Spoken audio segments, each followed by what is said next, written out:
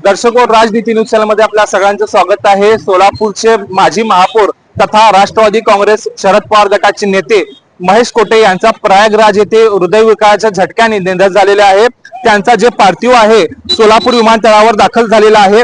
काल महेश कोटे यांचा उत्तर प्रदेशच्या प्रयागराज येथे हृदयविकाराच्या झटक्याने निधन झालं होतं। आज त्यांचा पार्थिव सोलापूर शहर येथील विमानतळावर आणण्यात आलेले आहे।